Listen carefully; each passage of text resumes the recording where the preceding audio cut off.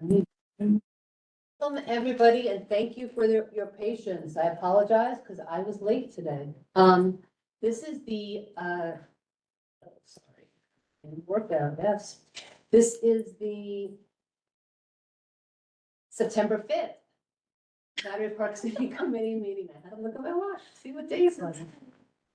Battery Park City Committee meeting of Community Board 1. My name is Justine Kuchia, and I am the chair of the committee. Jeff Galloway is my co-chair.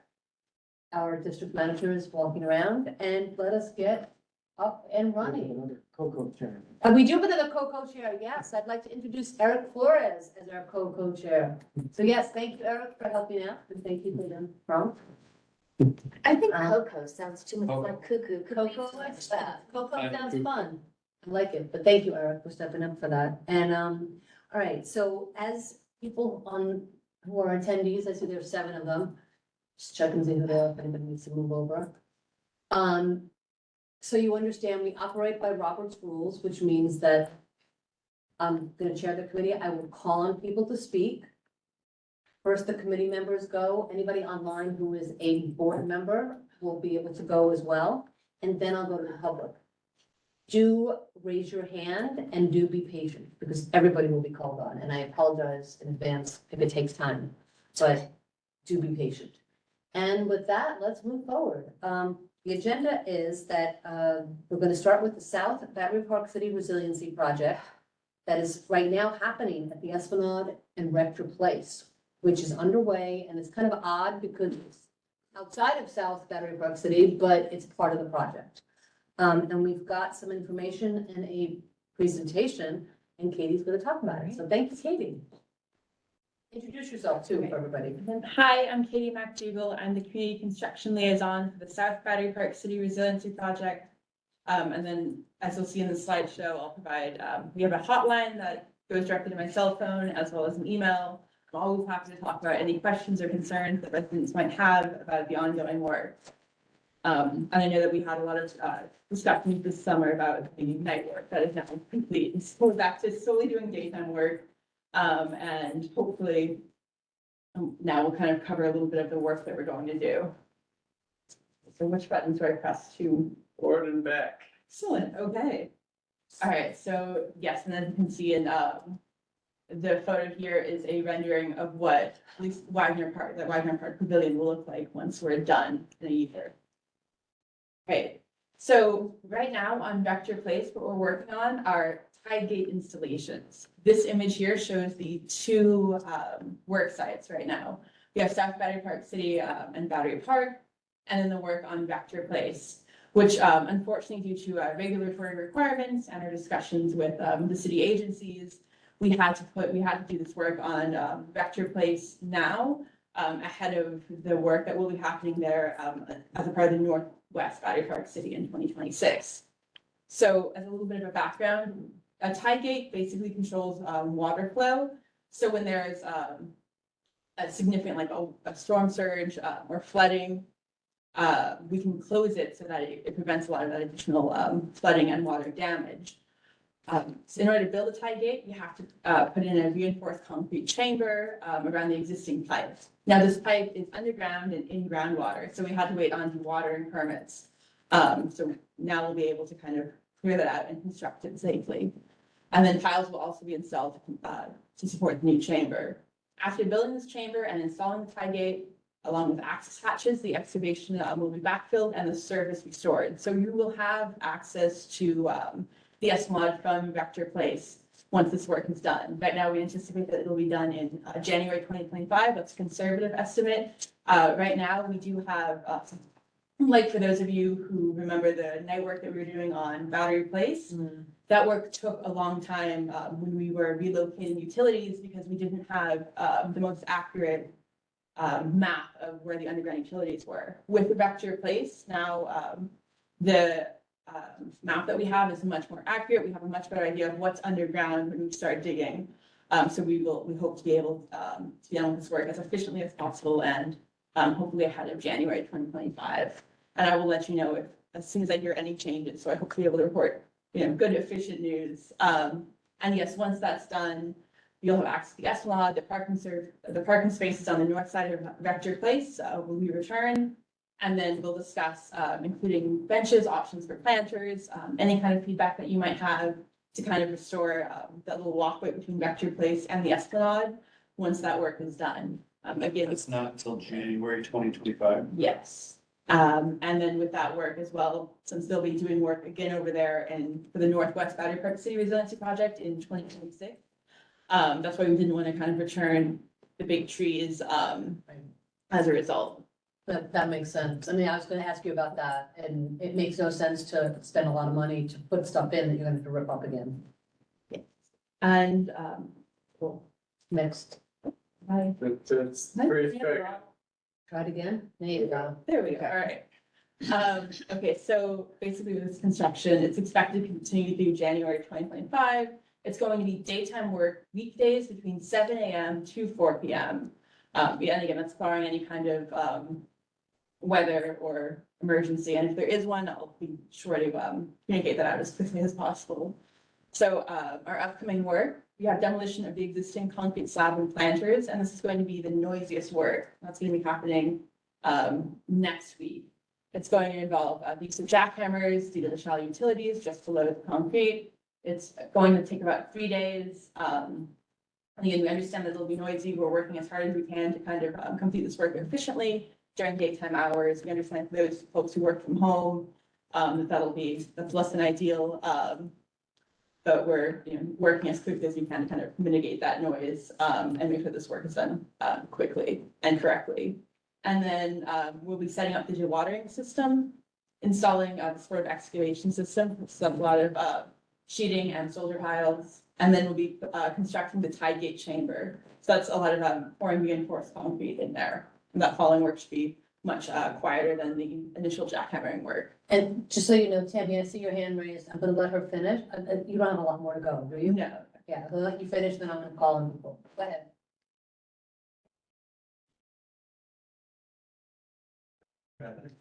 Hey, Jeff. Oh, wait, hang So on. much. There we There go. you go. All right. I've got it, okay.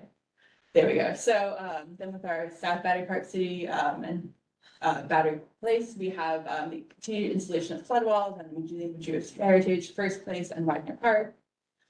And then kind of the low-grade seepage barrier installation in the Battery and Pure Plaza, and you kind of see this map sort of showing from the ongoing work that was provided by, the BPCA. And the installation of site utilities, concrete structures and fill materials, and the tide gate construction in First Place. So much like the work I discussed on Vector Place, we'll be doing, a similar kind of tide gate construction in First Place, but that'll all be behind the existing South Battery Park City Resiliency, construction site. So Vector Place, right now, is the only location outside of that, construction zone that we'll have to be dealing with. And kind of with that, again, this is all daytime work happening within the, defined construction site. Okay, let's go back 2 slides, please. Okay. Here we go. So daytime work weekdays between 7 AM and 4 PM. My question to you is, are you gonna start the pile driving at 4, whatever demolition work, I guess is better than pile driving? 7 AM is way too early for the 2 buildings that are there that are residential. So we have the loud work be from 9 to 3 or 9 to 4? And this is something I discussed, with our construction team. We can wait until 7:30 AM. But unfortunately, with, the amount of time that we have and the permits that we have to get this work done early in the day. If we wait until 9, then we've lost kind of half the day, for available jackhammers. So I guess my question back to you, and I would ask you to take this back to your team. I don't care if it takes longer. It's an hour and a half, 5 days a week. So what is that? I can't do that. But whatever that is, it's an hour and a half, 5 days a week. Push it back. I say, let people adjust themselves. Fair. You go and take your kids to school, I'm up anyway at that point, or I certainly could be up. It's been better. Take a nap later. I mean, I take my work somewhere else and do it. I tell it to Brookfield Place and work over there. I would agree with you. I'm gonna call on Tammy too in a minute, but I would agree with you, Betty, except that But that's still this my, is step 1. that's and- still my opinion. Yes. Just wanna make it clear that- No, I appreciate that. Eric? You're not gonna do consistent drilling from 7 AM. to No, 4 PM. we should be doing the noisiest work, if I can go back, should be about those 3 Those days. 3 days? But it's I have 3 to- days of, Duration, yeah. 3 days. to get it done. Next week. I mean, I get both your points, but I guess I'd just rather have it done. Let's see what the people in the community say. Tammy, I'm gonna go to you last. Gabby and then Sarah. I was just gonna ask And how you. we're alerting nearby residents that this work is being done, like, are we warning them that this is coming? Wait, Gabby, say it again, I can't hear you. Are we alerting people that this is being done, are we warning them, sending out notices to buildings? Yes, I met with, kind of the superintendents of the buildings on Rector Place, provided them with, left behind flyers, spoke with some of the residents when I was out there. We posted some, initial signage. We've also, called and spoken with a lot of the, kind of the boards and superintendents of certain, like, Let me give you to Rector be, Place. on Redwood Place, it's gonna be, Liberty Terrace and Liberty House. Yes, I spoke with Lindita at Liberty Terrace about, because they have, Lindita, okay. local law 11 kind of Mhm. coming up, so we're meeting with them tomorrow, 9 AM. You to need- kind of- But you do need to do the buildings that are on the other sides of those buildings, because it's not like the sound will stay exactly where it is. So Hudson Towers, you think, as well as Probably Regatta? the front. No, For it's your one, building. yeah, there's no record, Others, other, right, so it's not, it's whatever, 333. oh, I see, down Rector, okay, not behind it on the other sides, but, okay, down. Yes, and I kind of did that entire loop around. Loop on Rector that Place, side, yeah. Both sides of the street crossing, I think that's, what is that, little west, so, No, it's gonna be a Rector loop, so you're gonna have 300 Rector, which is Battery Point, Pat Smith's building, and then 333 Rector, and I never remember who the president is of that building, but that person. My thought is that if you give them a warning and manage their expectations that the work is gonna be done during a certain amount of time and will end by a certain date, that's a little bit easier to digest than, Yeah, I feel like if you tell Extending. people 3 days, like it'll be done in 3 days. Yeah. It better be.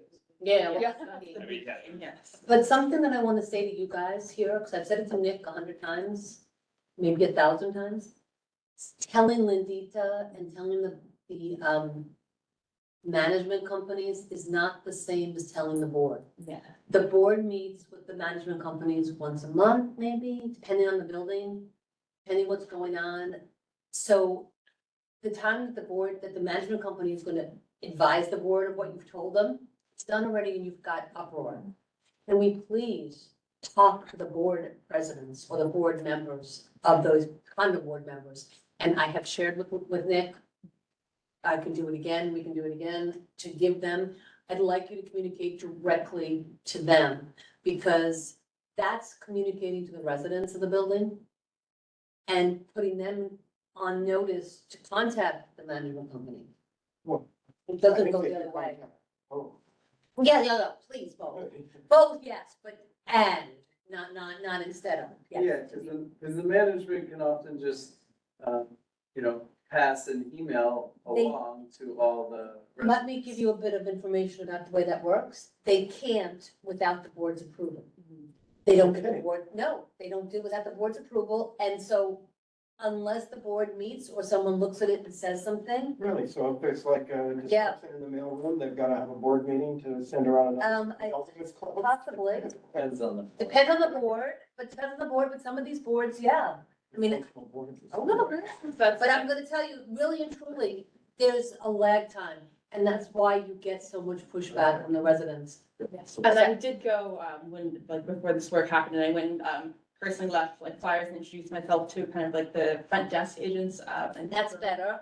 But I'll go back and also, like you said, I'll make give you sure the, that's via, so I can find I have your email, I can send you some names. excellent, yes. Sarah, and then, I gotta call on Tammy at some point, but Sarah, I And have, yes. a couple points. and she's, When you're going around to, condo boards, the tenants association in rental buildings is essential because management, I live in Gateway, does not tell you anything.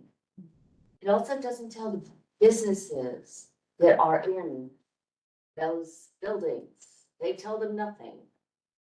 Like I told the restaurant in Gateway, I talked to the manager at the district in Brookfield, you've got a place right now on the Esplanade in Brookfield Plaza that has drilling going on. There's no sign anywhere telling anybody what's going on. And those two little places you're also going to drill in the Oval Park, no sign.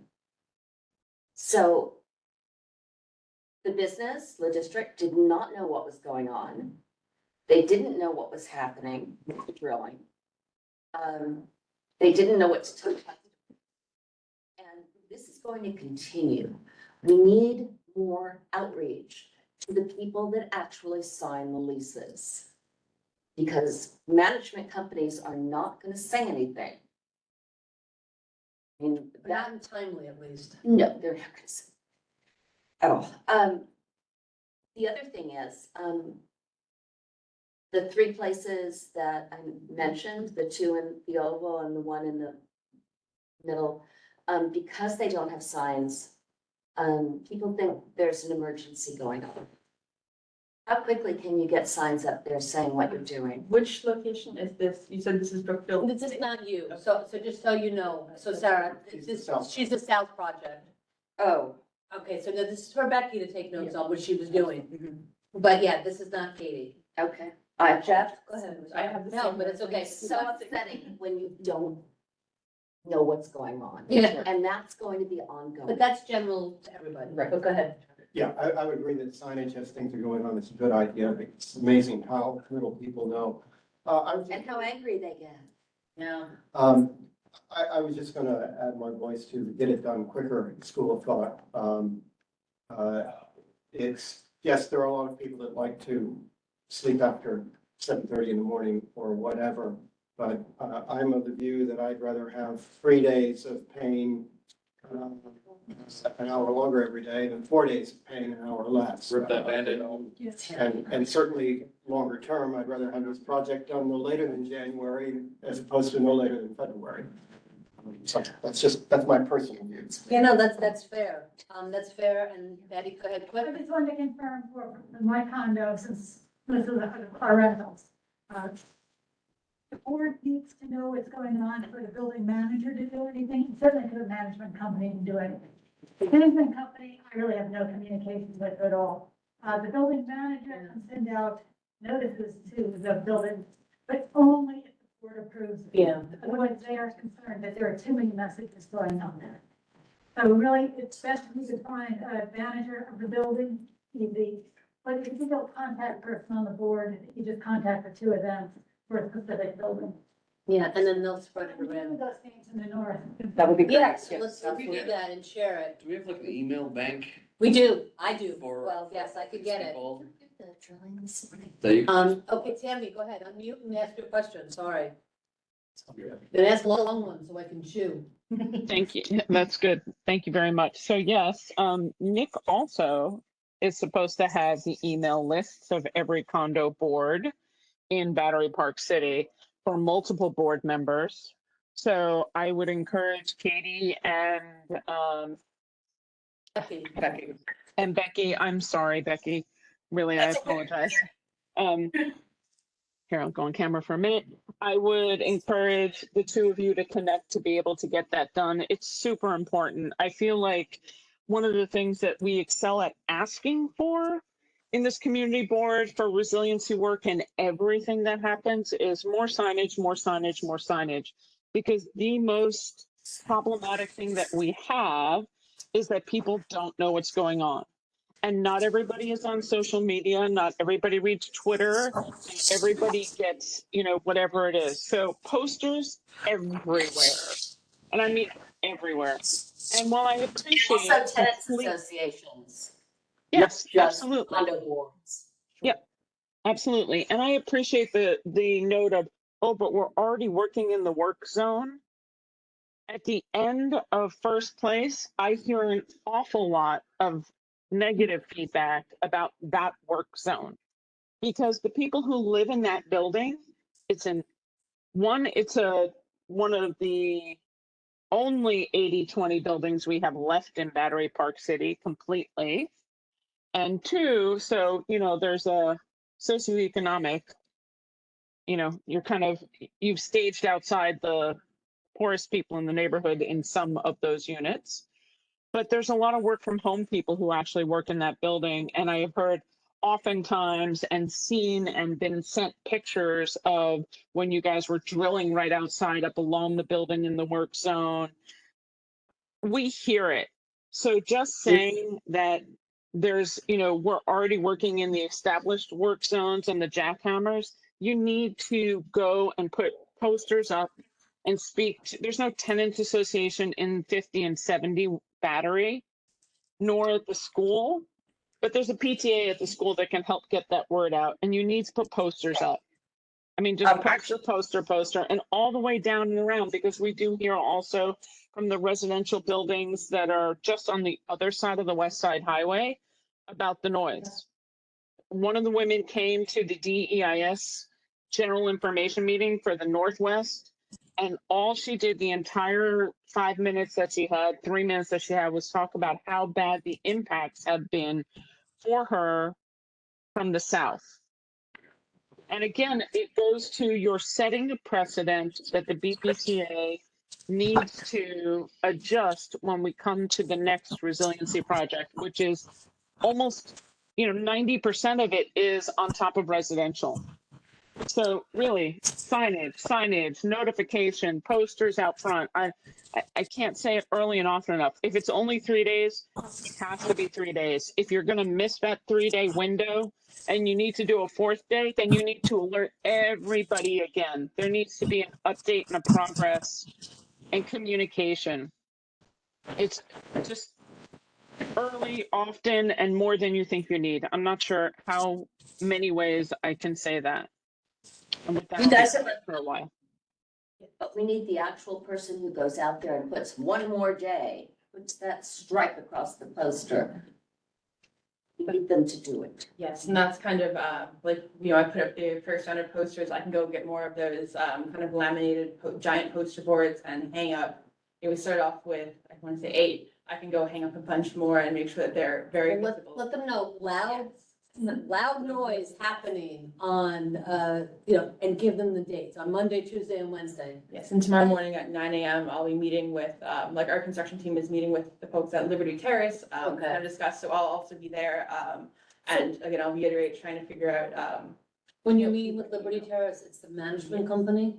yes. I would like to have you reach out, and I'll send you for Liberty Terrace, some people who live there. Yeah. A board member and someone who's in the homeowners coalition. So- Justine? Yes, It dawns on me that the school is going to need a lot of notification because the P94 school which is co-located with 276. They are a school that handles kids that are on the spectrum, and noise is a issue for them, right? So yeah. early outreach to the school building, the PTAs, and notification so they can make adjustments to their schedules is going to be critical. And I will go back on record saying that from an email that I sent, which Becky, you may know, we have a crossing guard shortage. I appreciate that the flaggers that you use coming in and out of First Place are dedicated and there to guide the trucks in and out of that spot. That does not solve the pedestrian danger situation that we have on Battery Place. And I say that because they're flagging. You get people, families and kids who are coming down the sidewalks, they see what's happening, so they cross mid-block. There's no pedestrian management at that area. We have no crossing guards. There is no one up for crossing guards. That's not coming anytime soon before your project is over. I mean, you can check with NYPD and New York City on that.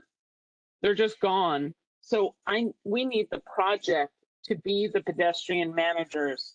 And I'm going to once again say, I need that at that intersection.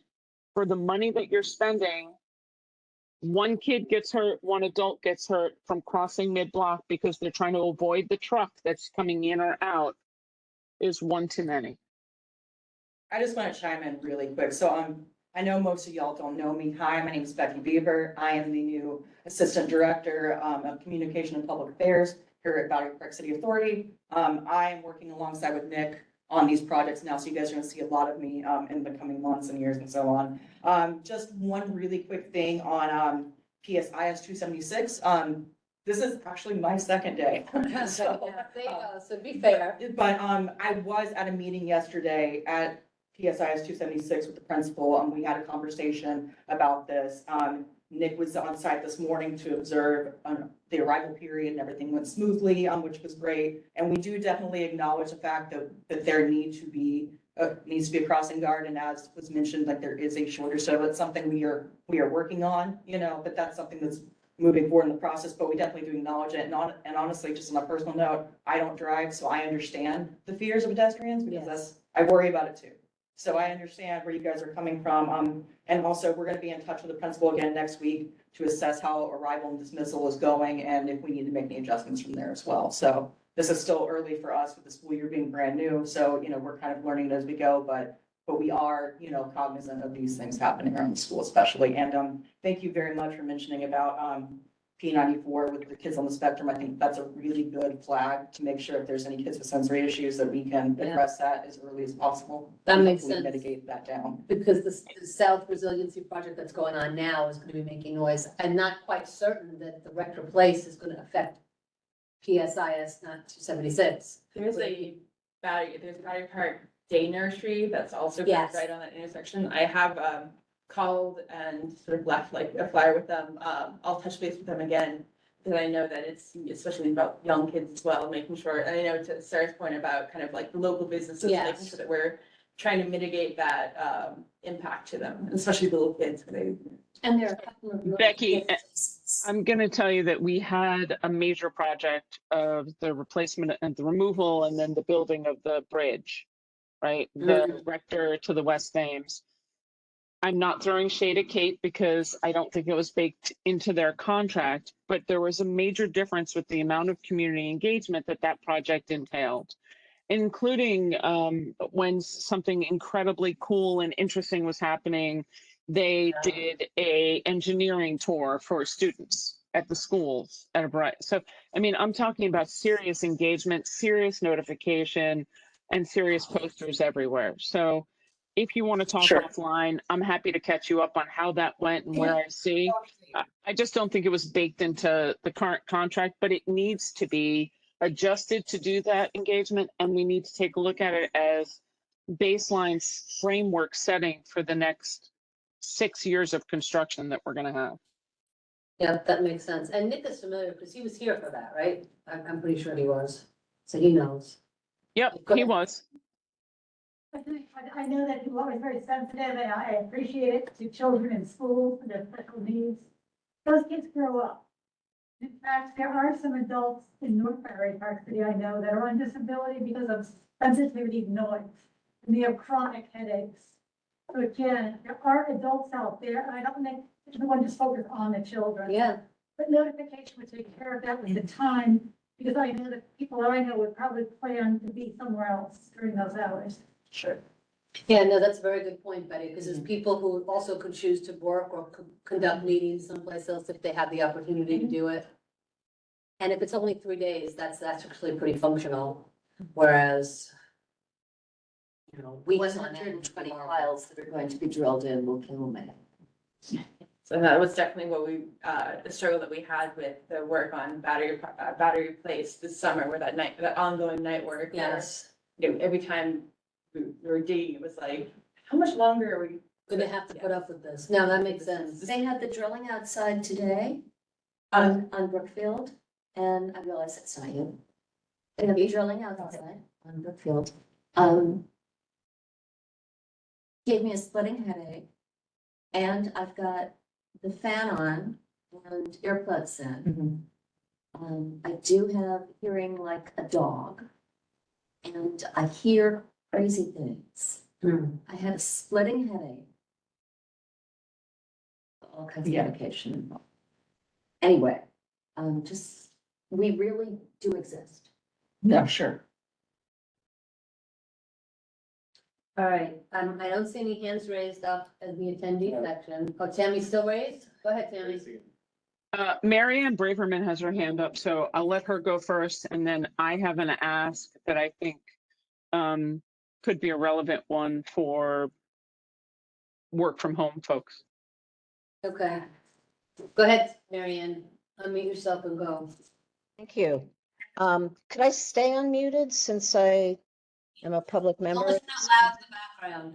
Yep. Okay, hear you. You talked about jackhammer noise, but what about piles?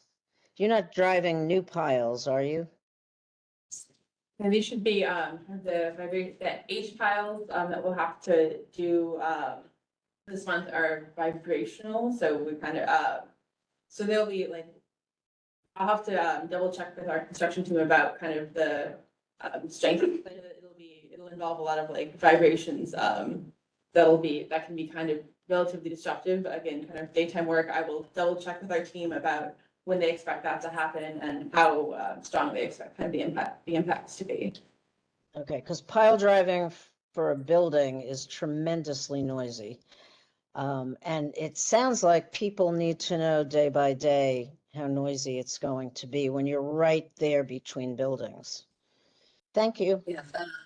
Thanks, Marianne. And something else to throw, and then Erica will, but something else to throw out to the team, please, is to note that even with intensely loud noise or intensely vibrating noise, which resonates, having breaks are really important. And I understand you want to get it done, but having like 2 hours break for an hour. And and do it that way, just to give people a sense to like calm down and decompress.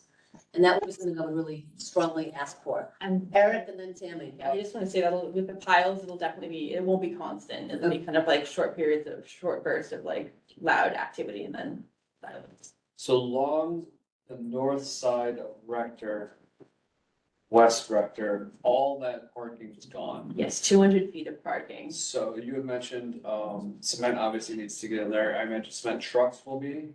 Yes, they'll be staged in that area. And so they're just gonna they're gonna go back and forth along that one road. They're not gonna loop around. Yes.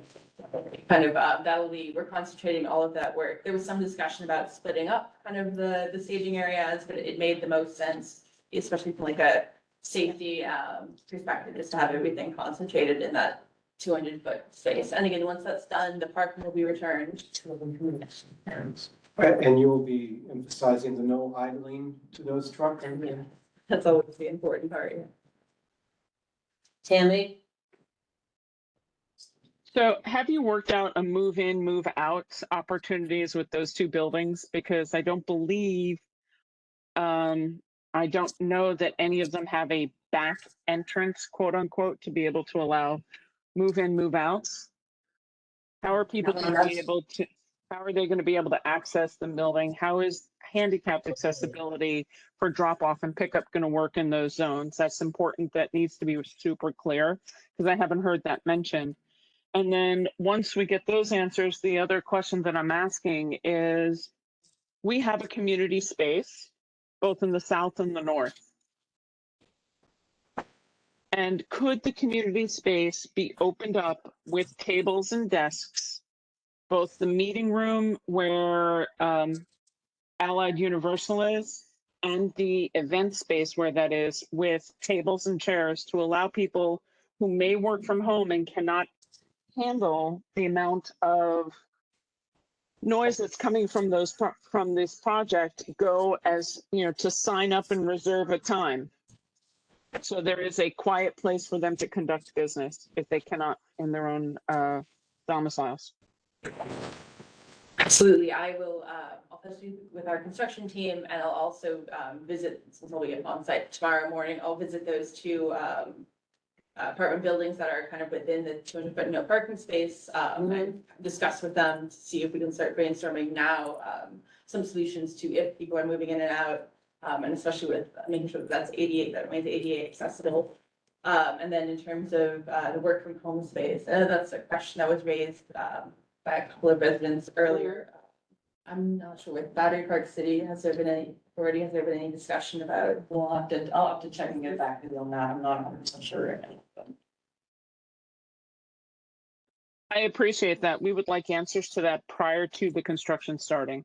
If it's an opportunity, we'd like to help get that out. And whenever posters you're hanging has to include the accessibility, has to include drop-offs, because there are, you know, will there be able to be grocery deliveries during the time, those 3 days? I mean, it doesn't sound like maybe a lot, it's only 3 days, but if you're the one relying on food and you Yeah. can't get deliveries, you know, that's the new reality of our world. We are based on a delivery system. So all of those things need to be taken into account and considered.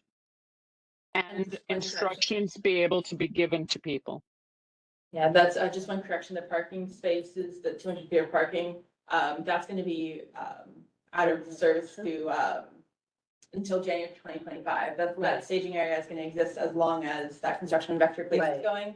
The jackhammering is gonna be a few days, but and that's why I'll check in with our project team ASAP after this meeting to find out kind of to determine that whether or not we still have how we're complying with making sure that it's ADA accessible, and that places that can drop off, and whether or not we're dealing where alternatives would be in terms of, you know, getting a wheelchair or a giant cart full of food onto the ramp. Well, then I would just make it clear that during this footage, it's not just parking, which everybody talks about. In fact, no curb access, because that's Right. all I care. In terms of that a big deal, in some ways, no, because my reality is I've never been able to be dropped off the curb ever in New York City. So it wouldn't be anything very new. I'm still being dropped off in the street. But you can pick a place that might be a little bit safer so that people know in advance. Yes, I think that's, once I have that information, that's why it'll be really important to make contact with, to reach out again to those buildings and ask them explicitly about their move in, move out policies and any other kind of elevator access, just so that we can give it out to residents who might. And deliver it. Because you're gonna have a problem. Hudson Tower, I think well, they're fine because they're the other side. Liberty House does not have access to the back. And neither Correct. does 333. There's no back. Are you sure? I'm pretty sure. I mean, Wasn't I walked through that Esplanade. That back courtyard, but I don't It think looks like, I mean, there's certainly doors back there, it looks like. to Liberty. It's not for us to figure out, it's actually for to work with the building. Yeah. Yeah, I don't Yeah. want to make any assumptions. I just know that for all the buildings that are on that street, to make sure that whomever is going to access and do, that they are able to access the sidewalk, as Betty says, able to get drop-offs and move in, move out and deliveries. It's, you know, the quality of life that people need from September through the end of January. Yeah, I need to be able to organize because and they exactly. have to know to not even try to get near the curb.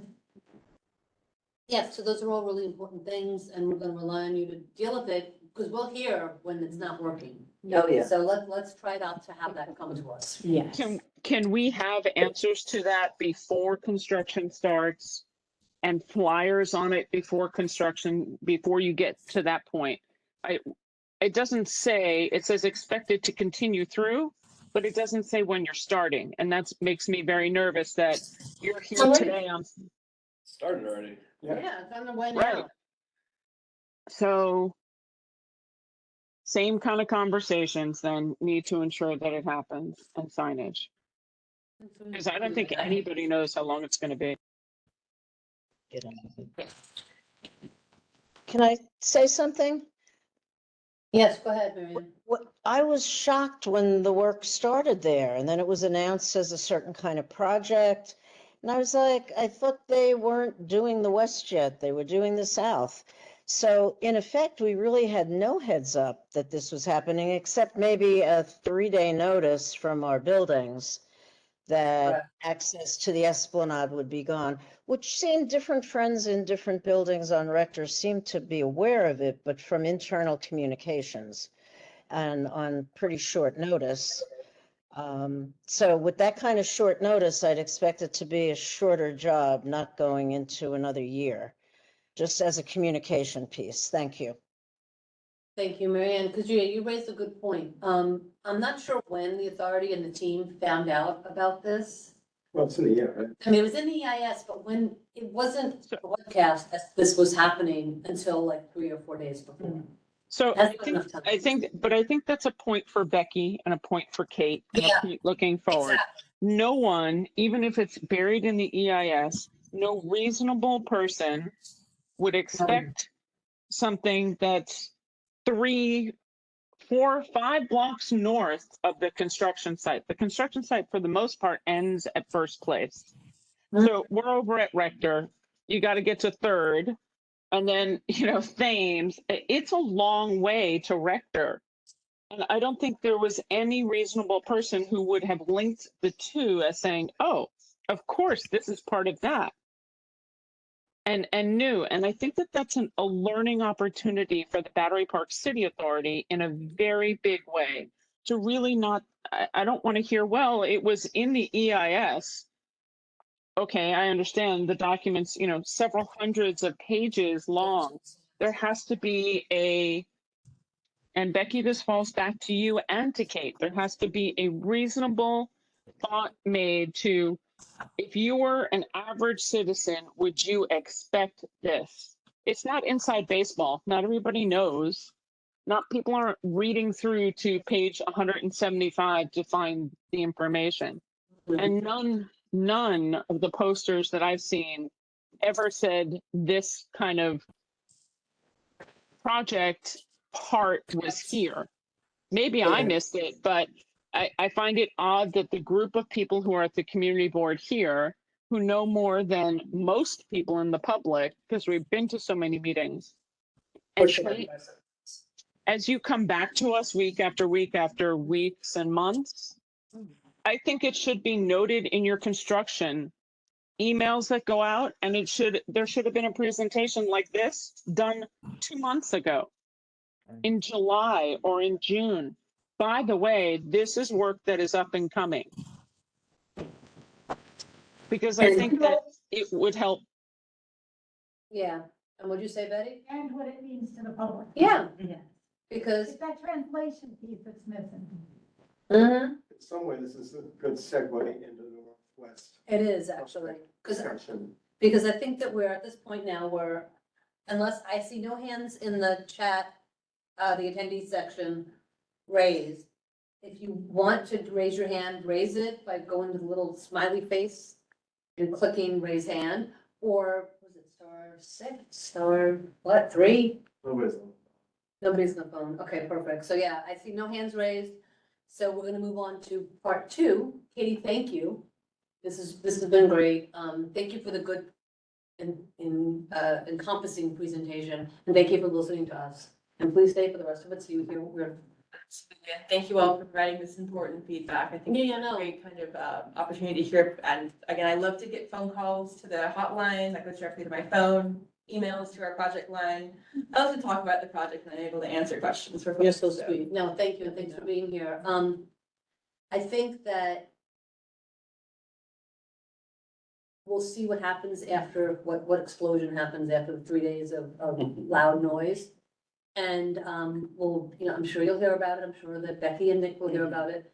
And then we'll see where that goes. But it'll be really incumbent upon you. And I'd love our answer to be able to be, well, yes, this has to happen, but you were warned about it, right? We need a small celebration at the end of the 3 days. Yeah, well, yeah. What I'd love to hear is no concerns and people say, I saw the poster.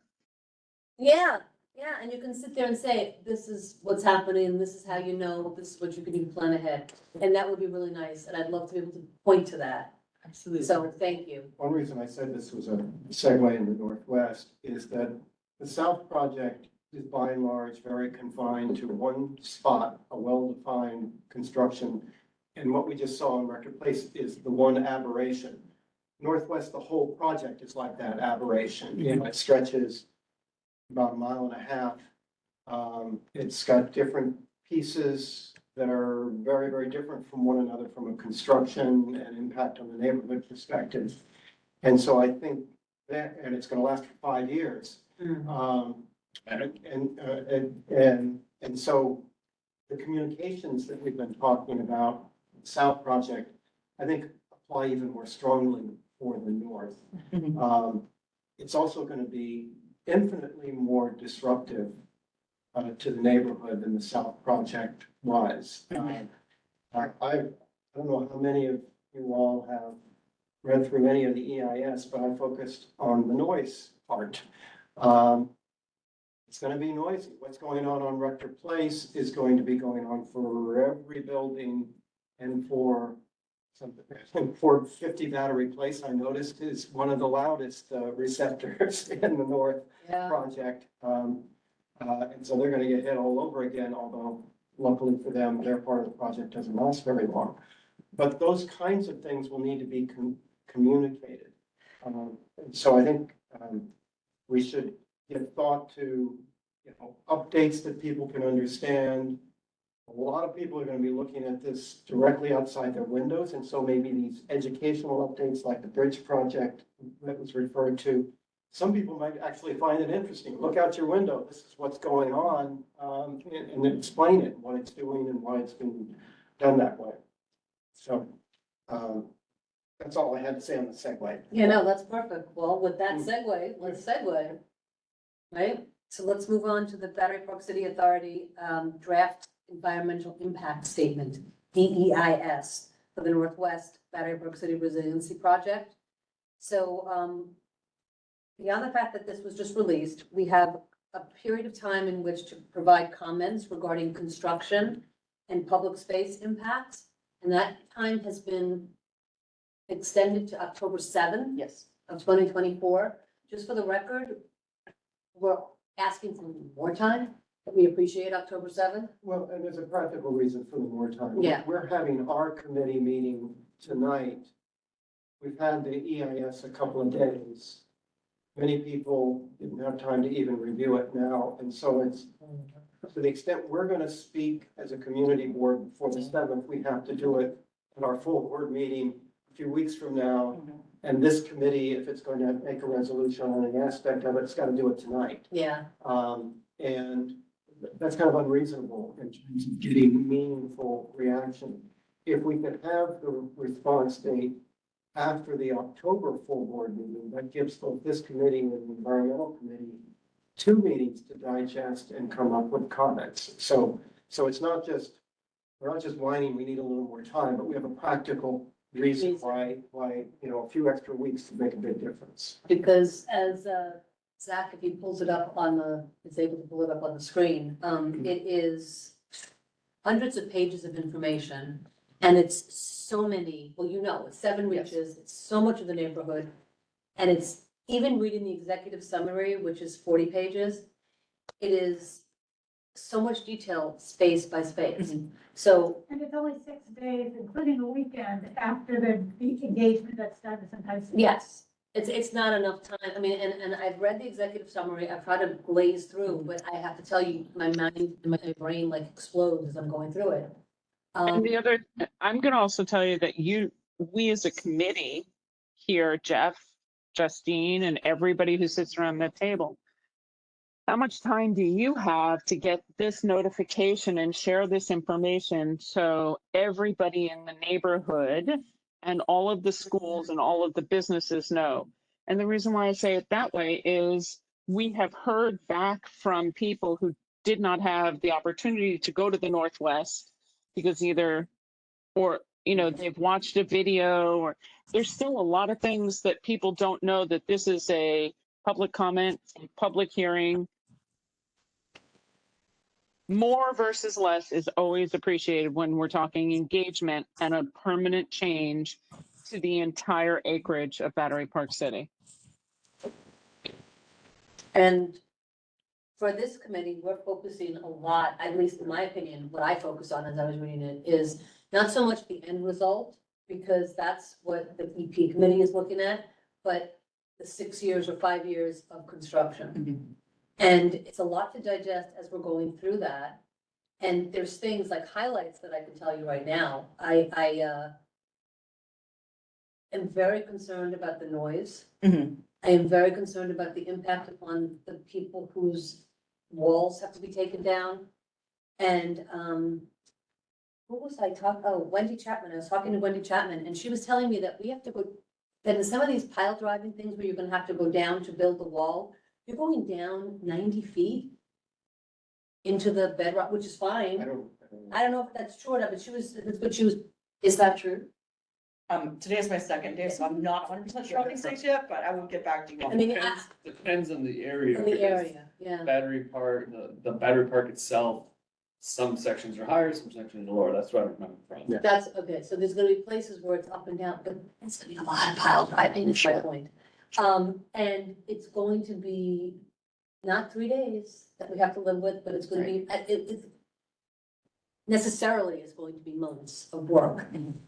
And it's going to be very disruptive. Jeff and I live in Gateway, Tim, live in Gateway. And, we've got the Brookfield area, that's 5 years. Yes. I'm still going through the browser. Right, well, they say it's 5 years. Yeah. And then It's minimum. the other thing is the building that I'm in is actually on piles. Okay. So I don't know how this is gonna work. And, nobody seems to have, Well, there's actually a description of that in the EIS, not surprisingly. I also live in Gateway, so one of the first things I looked at was the impact on Gateway. Sure. And although a lot of these details have been at least alluded to in prior presentations, the EIS is really the first time some very specific detail has been articulated, and it's sort of things for. And it explains basically that the whole platform next to Gateway is being replaced, which will involve 11 months of pile driving. And I'm not saying don't do it by any stretch of the Yeah. imagination, but we need to focus on some of those mitigation measures. And as Sarah mentioned, the area by Brookfield reached big 5 years. And there is a noise analysis in the EIS, and Gateway is actually not the worst of it, No, but, but it's close. it but, is. but it's an example of all of the high noise receptors in the EIS are residential buildings. Yeah. Because they're already next to the new flood barrier system. And so we definitely need to think in terms of, actually, I would favor constructing faster rather than, 5 years of this, 4 years of this. There's also significant impacts on access to portions of the Esplanade. North Cove Marina will be closed essentially for 5 years. And so I think some of the comments that I'd like the committee to be thinking about have to do with acceleration or looking at the schedule again. Does it really take this long to do this job? I assume somebody with serious scheduling software schedule, but I really don't, I guess the contract's been let. And so we're certainly going to want to make sure that they're proceeding as fast as they can to minimize the nature of this disruption, as well as using the best noise mitigation measures. And one thing that I didn't really see in the mitigation section regarding noise, it just speaks in terms of generalities. And there's not much in the way of specific mitigation measures for these specific receptors that have the loudest noise. And certainly want to see in finally, EIS, a much more detailed description of the mitigation measures. I don't think we're going to be in a position to make a resolution, Quite today, yeah, I don't think so. but I do urge all of you on the committee and anybody who's on the community listening in to read the EIS. There's an excellent table of contents. So, you know, you don't have to read all 1,000 pages or however many pages long it is. You can focus on things that may be important to you, including what's going to be closed when, and noise and vibration. And I think one of the points that Tammy was making about the South Projects Rector Street issue in terms of the work at home people, maybe that is a good mitigation thing. I mean, lots of work at home people, lots more work at home people are going to be impacted by the Northwest project that are impacted by this little project going on Rector Place right now for a longer period of time. And the EIS acknowledges that some of these noises levels are going to be quite disturbing. And it's going to be individual. Your apartment, I mean, poor Sarah, her apartment faces right towards the North Cove, which is going to get the brunt of it. And indeed the river. No offense, Yes. me too. I'm with Sarah. Well, Yeah. Tammy, you and I have the same view. Unfortunately, part of my home office is on the south view, which may have the least impact. But yeah, no, But I think having some temporary home office space, I mean, would be there's huge because there's one whole floors of Brookfield that are empty. I don't know what it would cost. cost to the, yeah, to have put people, at least give them the option, you know, because you're also gonna be having beyond just Gateway. you're Well, I'm gonna- not- yeah, everything yeah, with the- everyone, you're gonna have to get, you're gonna have the south and the north when it's in there, and, all those folks who face the water, I mean, I live in Liberty Port, which is on the, west side of Rector Place, or South End Avenue on Rector Place. I don't expect it to be that bad there at all, but I expect the folks that are along the river, the Regatta, you know, Liberty Terrace, Hudson View, your buildings, everything along the north is gonna be, and a lot of there's gonna be a lot of rental buildings up there. And Gateway isn't even telling the new tenants. Yeah, well, it's gonna be a joy. Go ahead, Betty, and then I'm gonna call on I'm gonna call on Jennifer, who's an attendee. Can I ask you guys to also, in your conversation, include whether or not I think there's value in bringing an outside expert in to help sort through some of this, a land use expert, an urban planner, because I couldn't get there either. So my hope is that we can get an extension to the end of October from the Battery Park City Authority, and we can get some professional help to help sort through this. But I'd like to hear the committee's thoughts on that. That was my initial hope and plan for both of those. I'm for it. Yeah, no, I think it's a great idea. And Betty, I'm gonna call on you, and then Jennifer Judge, you had your hand up. I'm gonna have you unmute yourself. You've just been requested to unmute, but Betty's gonna go first. So unmute yourself and then, good, you're unmuted. Hang in there for a minute. Betty, go ahead, and then Two Jennifer. rather quick points. One of the notifications I'd make to all the buildings and residents would be about the dust. Where is the actual location of the work, it's stirring up the most dust is. Dust. Yeah, That's even that, right? in their apartments, many people are sensitive to the particles. Mhm. Whether they're safe or not, the fact is, it's just particles. Sure. They're irritating. The other point I want to make is there is mention in the EIS about mobility issues. Mhm. Now, one was kind of a joke of it that made me chuckle in that very dry document.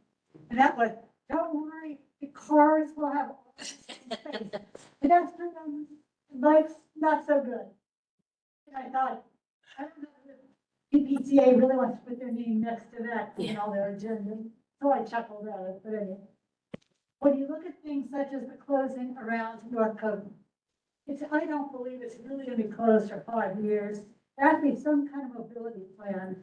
There's gonna be any kind of space on that west side of the building. There's truly everyone going to have to go to each side of all the Battery Place, all of Brookfield Place, and take West Street to be able to get to our southern neighbors. Yeah, I can actually answer that, or at least I can answer what the EIS says about that.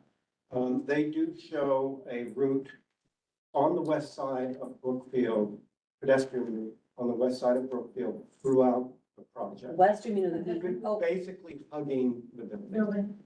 Basically hugging the building.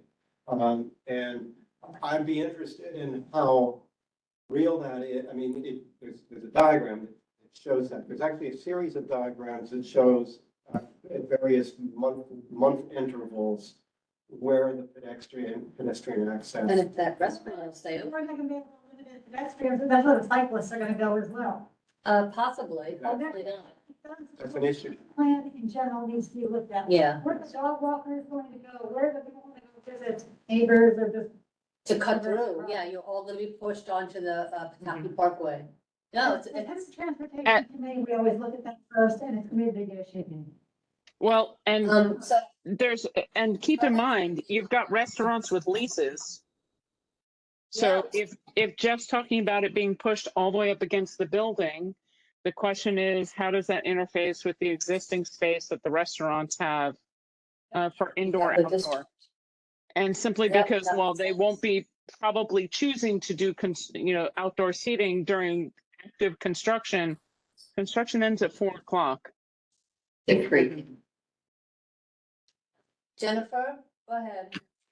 Hi, thank you. So just, I'm newer to the neighborhood, so I'm still trying to get a handle on what exactly all the construction was. And if this isn't the forum, we don't have to discuss it, but I was curious, is it possible to get a brief overview of kind of what's being done? I know I've seen for this stuff in, like the work that's ongoing now in the south, I've seen maps of like, they're putting in this kind of flood mitigation in this area, and this, they're doing a different kind here. Is there a similar map for the Northwest project that exists? Yes. Is it in the EIS? There is, Jennifer, can she text you her email and we can email it to her? I would tell you to, Is- I mean, you could go to the better. Come on You know- the 18th. Yes, Hold on, Jennifer. The very first thing that Jennifer should do is go to the Battery Park City Authority's website, look under their resiliency Yes. projects. That's all there. But if you email Zach in the community board office, we can also help get together some information for you. And Zach, I leave that to you to share your email. Share your email with Jennifer, please. And we are having a public hearing on September 18th at Stuyvesant High School that you should definitely come to as well. Yeah, Jennifer. Great. But Jennifer It's gonna be virtual. conceptually. Yes. Jennifer, conceptually, there will be basically a flood wall constructed in the south part of Battery Park City. When I say south, I mean south of the North Cove Marina, south of Brookfield.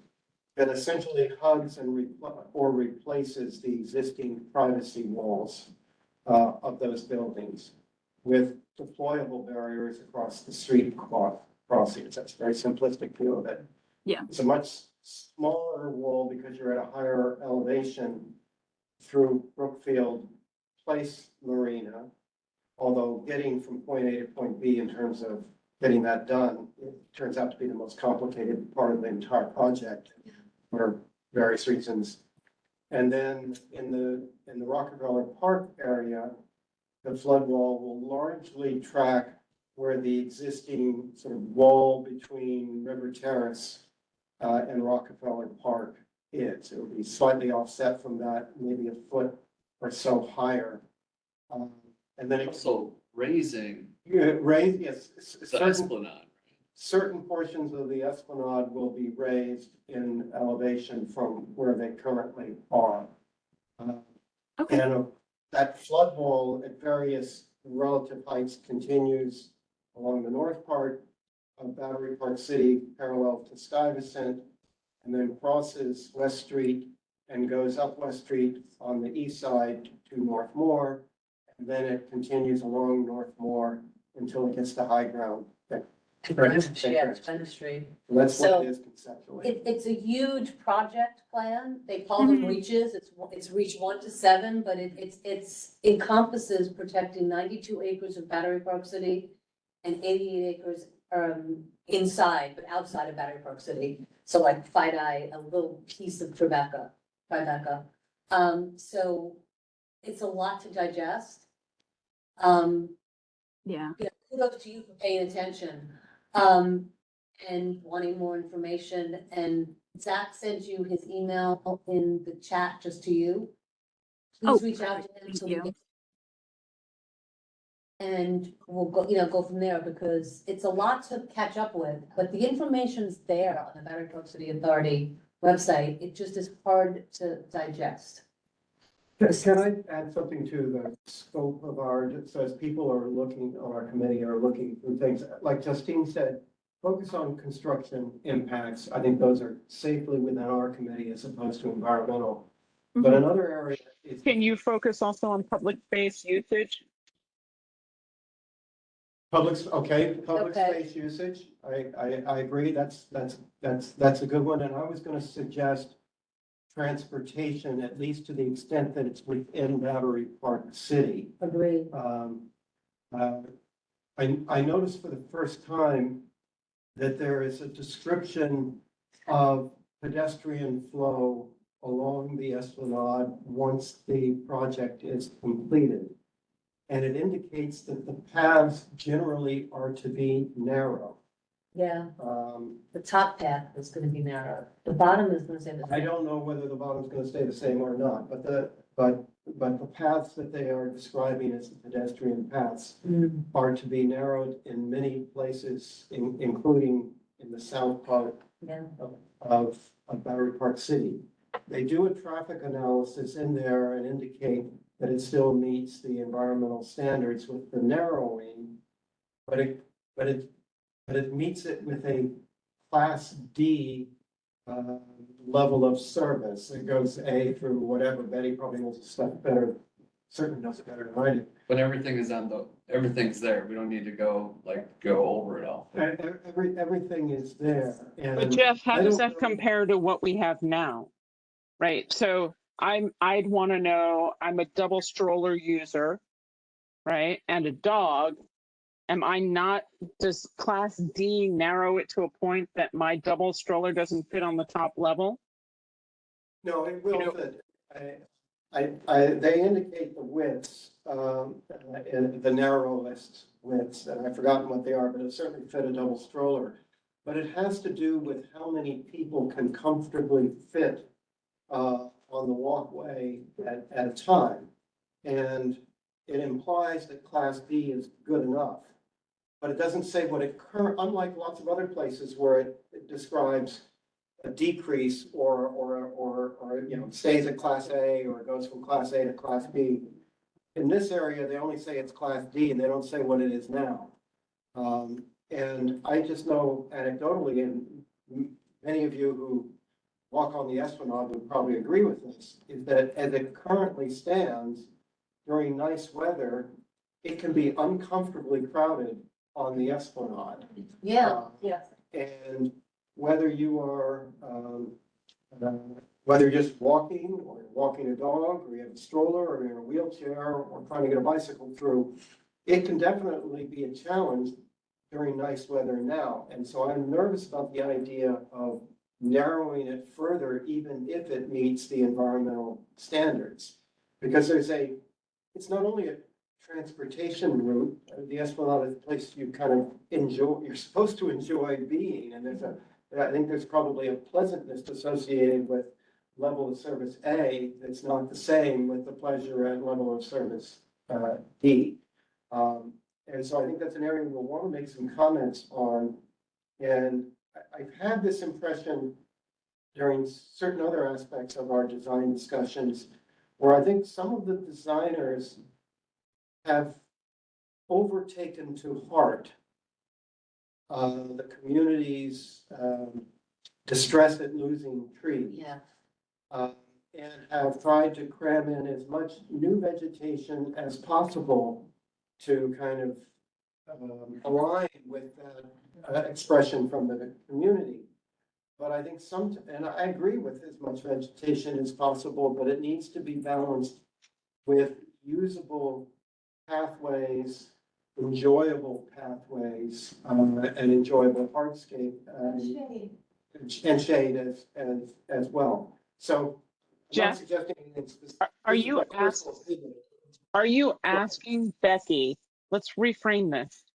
Are you asking Yeah. Becky to come back to an answer from this meeting prior to the end? Actually, it'd be great if it was answerable by the EPC meeting, quite frankly, Right. and definitely before our full board, to answer exactly what we have today in the place that it's missing. So we have because the hearing is a hearing. They will not answer anything. But this is a question of what currently exists today, and we would like that prior to the hearing. Right. And we're talking about the pedestrian, Where the reductions are going to be in bike space and pedestrian. that's it, thank you. I'm taking this down, so you don't know if you can see through the Zoom, but like I am writing down this, Yeah, this yeah. information. So reduction in pedestrians and. My Right. comments are based on information that's in the transportation section Right. 3.8. And most of the discussion about adverse impacts on pedestrian traffic have to do with Reach 1, because apparently the sidewalks are being narrowed up there because the wall is going to be put along the sidewalk. Here we go. But there's a section that deals with reaches 4 through 7 in the aggregate. And I believe that's section 3.8.6. And they indicate that the finished product will have level of service D, therefore everything's okay. But it doesn't indicate in that section what it currently is. I mean, maybe it's D now, maybe, you know, but it implies that it says it's being narrowed. And it says it's okay because it will preserve class D. So we'd like to know really two things. What is its class now and what is it being narrowed from and to? Exactly where. And where? Because this was mentioned when they talk about where to place the wall. Since I live across the street from the wall, I face it every day. They said they want to build it in front of the existing wall. I'm sorry, behind the wall, which would of course then, they would have the grass, is what people asked me. They said, no, we'll take away hard space. I said, well, but that's where the pedestrians go. That's right. That's where the dog walker is on. We want to, so we don't have a sense of how much of those spaces could be reduced for what they're doing when they just place the wall. Yeah, and Betty is talking about it's either reach 4 or 3. I think it's relevant to all reaches to have that understanding. Yes, it's, yeah. Right, but she's making it, he's That- pointing that- out. I mean, that's a good the north example neighborhood, that we've yeah. actually talked about before, is what Betty's raising is basically by the playground, Mhm. in reach 4 or wherever that reach is. But something similar is described going on in the, I think it's called forest path or wood path or whatever in reach 6. That Yeah. the existing walkway is apparently being narrowed, at least in some spaces, but it's So unclear. it's gonna be as small as 10 feet is what it looks like in reach 6 by the files. Justine, let them answer. We shouldn't guess. Let's get the No, but- definite. It doesn't say what it's from. Yeah, no, it doesn't, I'm not disagreeing with it enough, Yeah. but I'm saying that they've addressed it, and 10 feet is not big enough, essentially. Well, That was where I was going. I think that's right, but if it's 10 feet now, it's no big deal. It's not. Maybe if it's 11 feet, perhaps it's no big deal. But if You it's know, 12 feet, It's way bigger. And we also have It's to way think bigger. about the impact on the cyclists. Like, where is the impact on whichever path it is on how many bicycles can fit behind the seated benches that are being left, right? All of those things need to be commented on now, quite frankly. yes. And then what I didn't see, and Jeff, maybe you did, I agree with you that, you know, there's a lot of vegetation which is trying to hide the amount of poured concrete that's being added because the poured concrete benches, which New York City in their projects on the east side have said that poured concrete is not a choice they would like to make because it adds to heat instead of removing. So that's one. But the question that I didn't get through the DEIS is when you're looking at shade and heat, adding vegetation versus trees is not the same. You know, ground level vegetation that rises up to 3 feet is vegetation for greening's sake, wind cutting and other issues. But do we have a sense from the DEIS how much shade we're either losing or gaining in comparison? That's especially on the esplanades because it gets brutally hot in those spaces and along the sidewalks. Although if I say that the shade should be projected with what it is initially, when they're admitting a smaller tree, and then projected what it will be in 10 years or 20 years. Yes. I don't know the answer to your question specifically on shade, Tammy, the extent to which it's addressed. It may be, because I haven't read the whole thing, but they do talk about tree removal and replacement. And they indicate that 420 trees will be removed, 390 will be replaced, and maybe 20 of the 420 will be transplanted. And so it's roughly net the same on trees, although maybe A little bit less. less. That's what they had told us before. Yeah, But it depends on where, Jeff, it depends on where they're locating them, because one of the things that we saw was making vegetative areas where it's concentrated versus spread out for prolonged shade. That's Which- right, there's not gonna be any, there won't be any trees, generally speaking, within 15 feet Of a wall, right, so So that essentially removes kind of a big shade. row of trees that we may be currently used to. The other thing that becomes apparent when you think about the platform being replaced in front of Gateway is that every single tree that is currently there will go. Yeah, it's gotta be gone. Because the whole platform is going. Yeah, And some of those trees are quite large. Yep. But I mean, that's just the way it is. But I agree that shade is important, and I'll look for that in the description of the.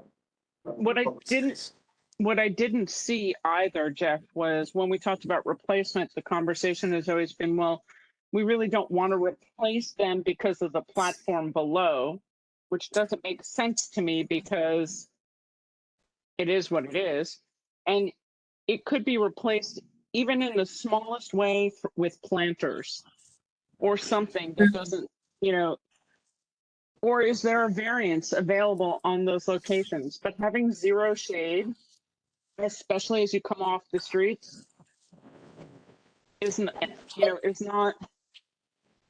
it's going to be oppressive for 10 to 15 years. I'll look out for that. I think the only area that I remember, Tammy, where they indicated they couldn't put, aside from next to the wall, was that area on Pump House Park that's on top of that bridging structure. Yeah, But that I believe all of the other places can sustain large trees, except that unfortunately a number of them will have been cut down and they planted. have to grow again. I'm not worried about them having to grow. It's the lack of replacement or thought process of shade for trees and coverage and sort of the natural aspect, which could be accomplished by planters, really interesting creative planters that sit on top and don't go below because of the relieving platform. That's not been part of the dialogue anywhere. It's either you either have it or you don't. And I think that's one of the questions that I have on this is where is there a middle ground to be able to say yes and still accomplish? I can't imagine that there's nothing. Yes, so we on the committee should make sure we Make sure look we at the look public at space. Public space and anything the that's shade. not addressed there that Yeah, needs to be We done. could put that in, yeah, there you go. Public space, planters for trees. I'm wondering, and I don't know the answer to this question, but I'm wondering if in a planter, the tree can't be that big. But I don't know. Talk to Carrie, because Dwayne Carrie. is her project. Oh, Carrie on KD, right, Carrie? Carrie, I'm missing her, that, she's on my committee. yeah. Space planters. We should reach out to her, but no, I don't think you're missing her name. I know who you mean. The lady who was sitting there. It's Carrie Parker Davidson. She's a public member of CB1. Yes. We can certainly reach out to her. She should be part of the opining on everywhere we go on this. But at the end of the day, it's not for us to solve. That's actually for the Battery Park City Authority. They have lots of great consultants they're paying a lot of money to be able to do this. Trees has been doing it for quite a while, and she's in charge. She does a lot for Dwayne Park.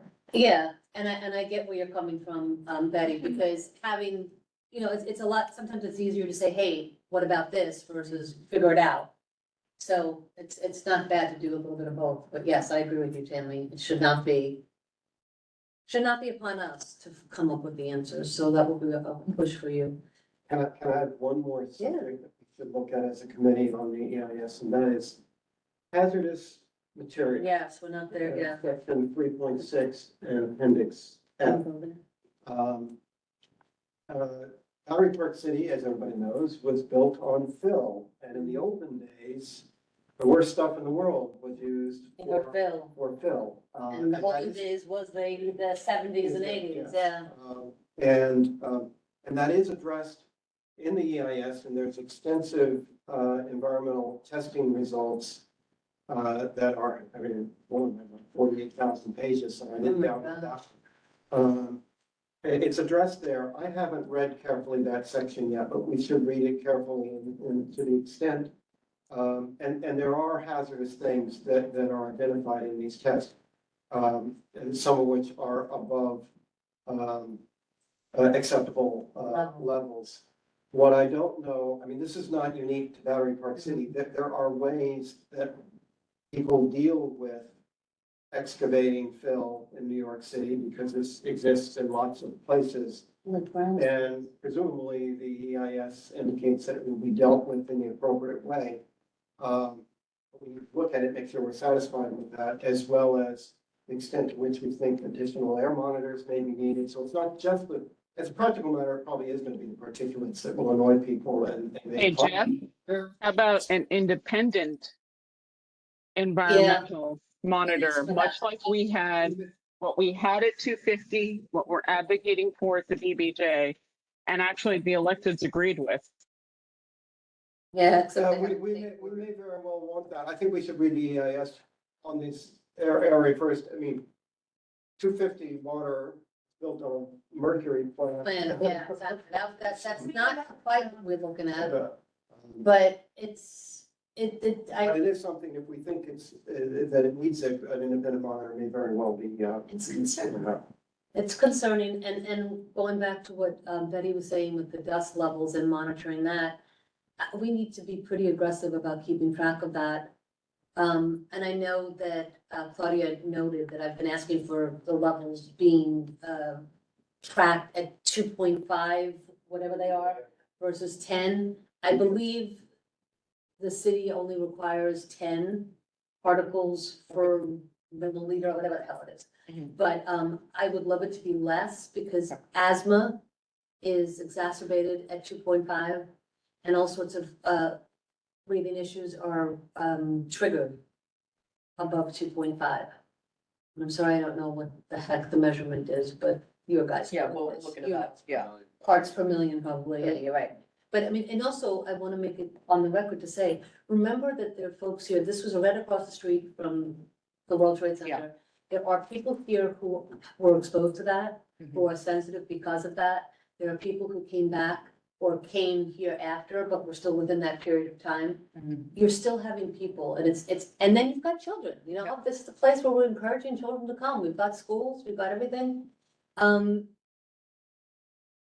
I am going to call upon the authority. I think this committee should hold themselves to a higher standard. I don't care what the city or state, if it's 10 particles per million, I would really like the authority to hold themselves to 2.5. Oh, actually, it's the size of the particle, it's not the. Right. I'm not sure what it is, but yes, the size. It's really small, and so they go lower into, It goes into your lungs. Further right. into- the molecules are just bigger, they're 10 micrograms. It's, so I don't, agreed. I don't know what the measurement is, but I do know the number is 2.5 versus 10. And I don't know what the measurement is, but Claudia knows. If you just use PM 2.5 for particulate matter. 2.5. That's what you want, PM, particulate matter. Okay, thank you, Betty. So I would like that as a thing to be pushing towards, and I am gonna acknowledge now, I don't think that is, I think that is more than what the law requires. But I think you guys could do that and do better. Anything else? We've got noise, we have to read, so we have to go. Make through sure and- that's in our public comments. Right? Yeah, It's Yeah. beyond an ask to be returned on, it's a request during public comment. And in there, you can include the post 9/11 local statistics. Because, I mean, We are the board who has lost more people due to 9/11 disease than any other place in Manhattan or any other area, quite frankly. I think that's correct, right? It is correct. I mean, this community After in the fact. particular, our community board, many of us on the board. Yeah. Yep. So I'll just leave it at that. So no, that's a reason why that, an added push to ask for better and more. And, anything else? We're not doing resolution tonight on this, but these are the things that we're gonna look at. Plus, Becky, you have, notes to go back to Nick, Yes, right? absolutely. So when I spoke to him, he said you'd be taking notes. Yes. And you guys would try to get back to us within a week or two Mhm. with some answers that you could, if you could. Yeah, we'll do our best to, get back to you in a reasonable time. That would be wonderful. And then if we could then have something for the EP committee to sit there and say like, okay, we've gotten this, Yeah, I mean, this bill. I mean, to be honest, I've focused on the things that I thought would be CPC. I agree with you. No, me too. And even then I didn't get to all this. Jeff and Justine and committee, I mean, it's, as Becky can hear, we're all struggling with the immense size of this and what it needs.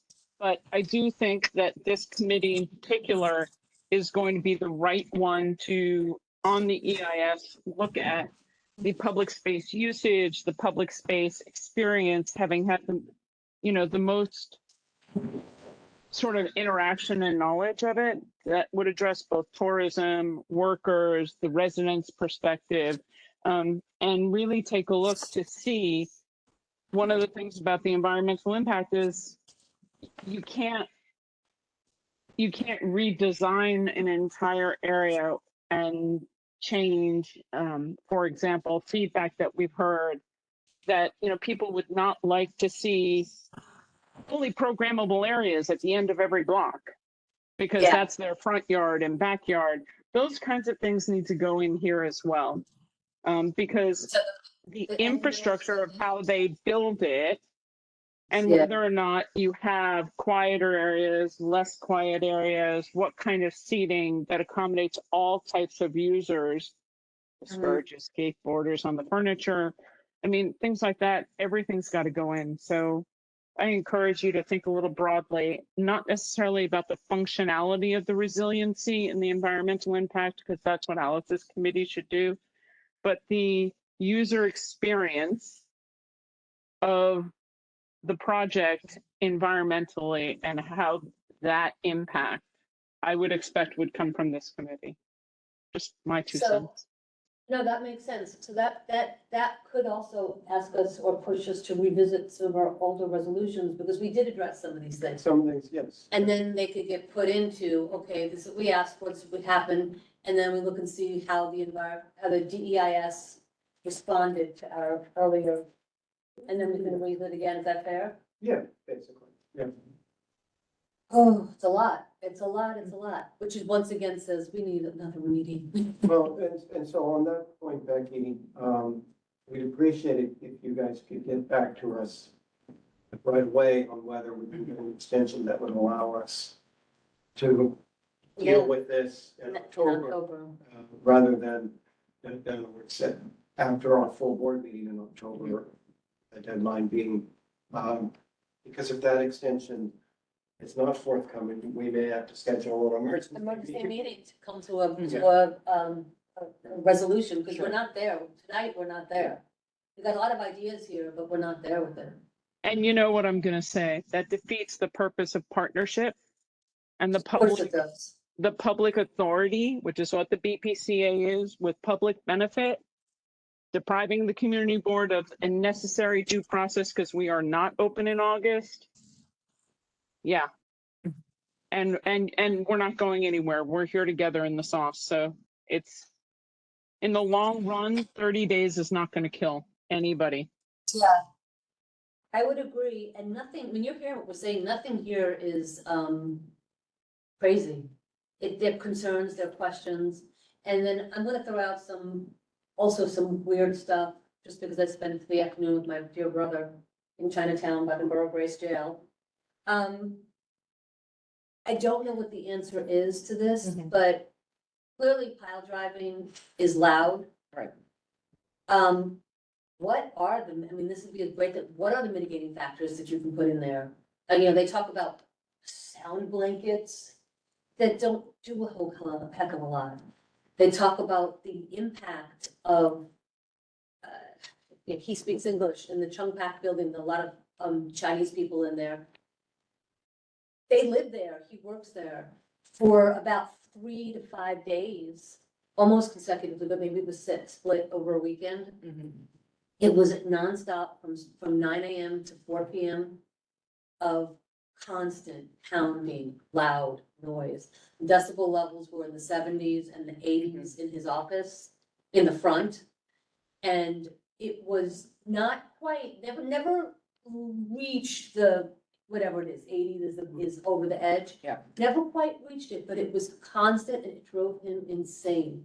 And he could not work. He could not have conversations with clients. He could not have anything happening there. The people who were in the buildings had to leave because it was impossible to work or live in the space.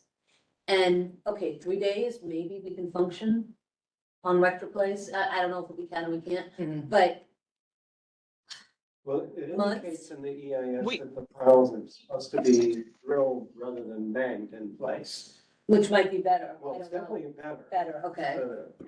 But I mean, so that might but be it is one. still noisy. Noisy, yeah, so I Just, don't. I'm just gonna that's tell one- just what Justine doesn't even know from not being at those meetings is that they have a healthcare center over there and they have a They do. children's, they have a preschool over there and daycare. And both of those had to move from the building because of the deleterious health effects on the population.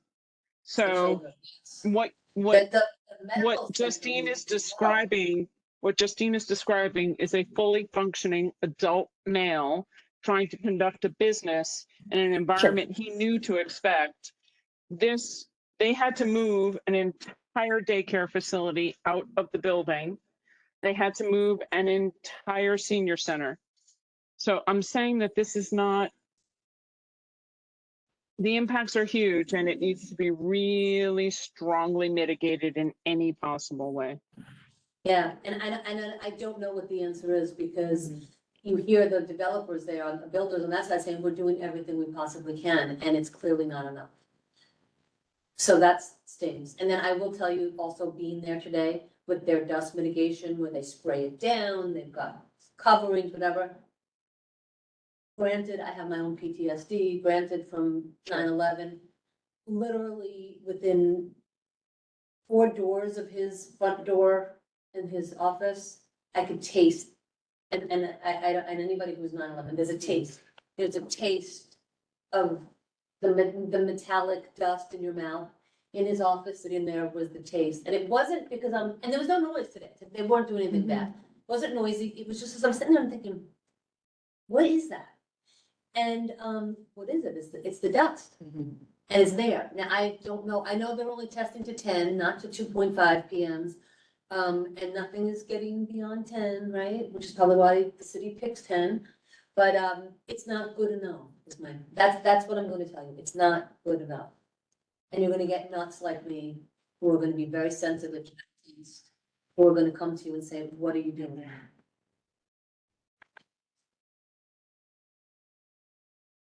And yeah, again, this is like a conversation to me without a resolution, saying, this is what we want, please. Anybody else have anything? Do we have anything on our little? Only thing I would add, it may sound like a minor point, but it will be very important to certain people. This project is not supposed to start until Wagner Park is open. And I think the Wagner Park historically has had a gradation, or I shouldn't say gradation, sets different usage standards over time. When it first opened, it was essentially a museum. Kids weren't allowed to throw a ball, dogs weren't allowed anywhere in the park, and so forth. The rules got relaxed over time, although I'm not sure they ever changed. No. The South Esplanade and North Cove, well, North Cove is a little park-like, but the South Esplanade is where people go Yeah. kind of enjoy themselves. dogs walk there and so forth. At least during the construction phase, Wagner Park should be equally as welcoming to the swamp. Everybody, but I think you're right, have activities, yes. It may not be, the downside is when people get used to doing stuff, certain stuff there, they're gonna want to, but And maybe they should. maybe they should, but yes, we're gonna need to have a little bit more flexibility. Yeah. Still no dogs on the grass, but there's gonna be way less places to walk with dogs. Yeah. And then we're gonna have way less places, and we do have so many darn dogs.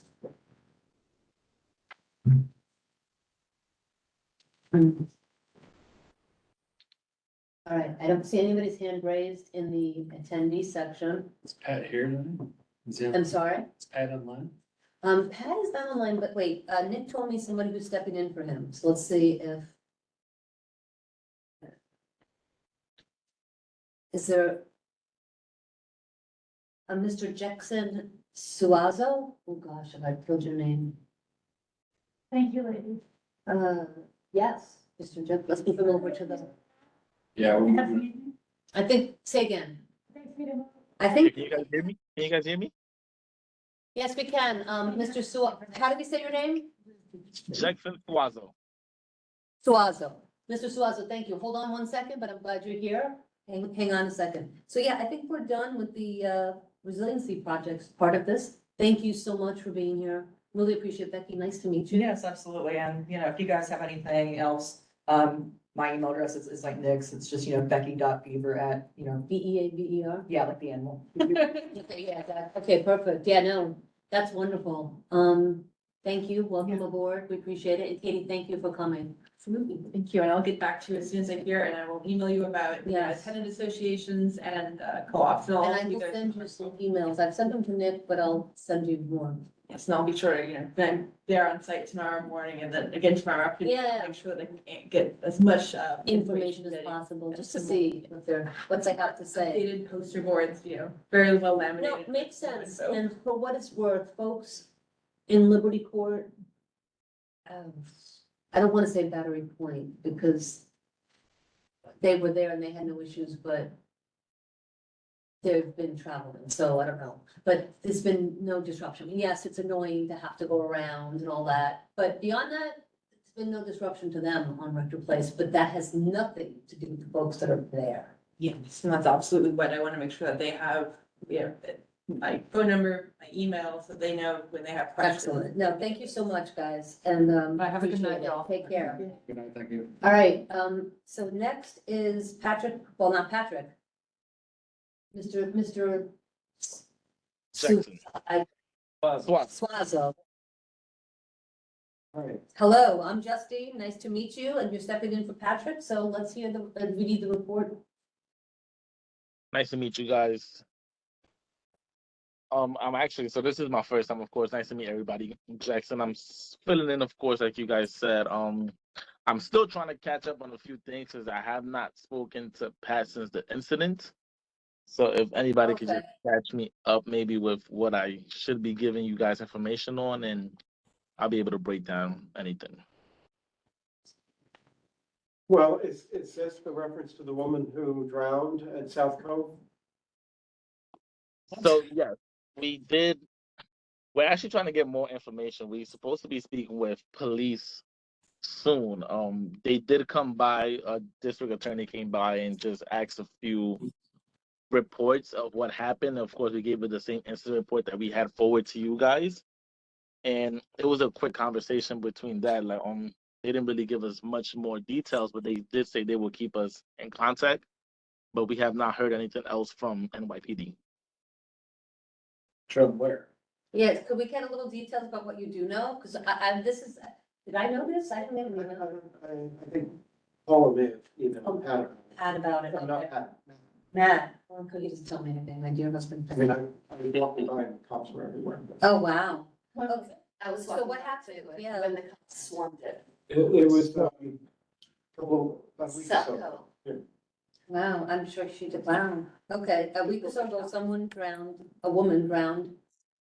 And she jumped. Yes, we had a lady that just jumped over I want to see what I have the report so I can read it to you guys word for word. But we had a young lady that jumped over, and when after she jumped over, after she got maybe like 15 feet away, of course she seemed at first she was a little erratic. After she got 15 feet away, she realized she got herself together, but she realized she couldn't make it back. So of course, while we had one of our ambassadors who did witness her jump, of course, do the proper procedures, call 911, call everybody that he can.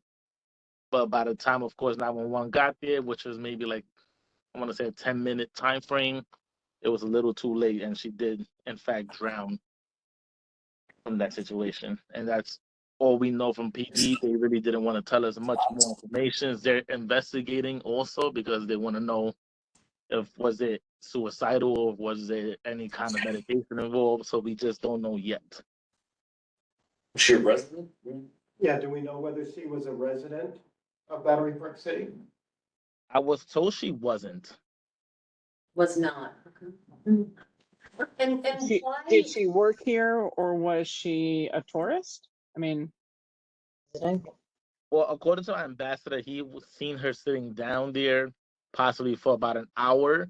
And after that, she jumped. So we want to say she possibly maybe a tourist or just, I don't know, she's from the city. I don't want to call and give her a title without knowing exactly. Yeah. Yeah, I have a question. Are there not, I was gonna say the same yeah, thing. like the red, like rescue things on the, There are in some places along the S. Yeah, but I didn't. I think And maybe that- we need more. I'm looking at a photo, I don't see them. in that exact area, there was not like nearby. It was probably a couple feet more down. Because it And so was they- small, but it didn't reach her, I believe. Life preserver, thank you. Yes, we had a few pedestrians that were sitting around and witnessed it. I did throw some, but it didn't get to her in time. Okay, so at least they tried, so that was something. So this was like about 5:30 in the morning or so, is that right? No. Correct, yes. That early? Yes. And people were probably still there for a long time. Mary Ann? A couple of weeks ago, further south in the river, there were helicopters circling and circling. Is this the same case? Did she end up out into the river? Do you know? I don't think that's the same. No. I don't think that would be the same This case. was earlier this week. Thank you. And about a week ago, I was walking at night and I'd just gone through that area and was up on the bottom of the Esplanade near the work. And someone else had gone in Oh, really? That was a different incident. and cops came, everybody came, and it was like, oh my God. And did they get that person out? I have no idea. It was just, I'm wondering if we don't need more, life preservers on the Esplanade. Because they couldn't read, is it connected? I guess it must be. Yeah.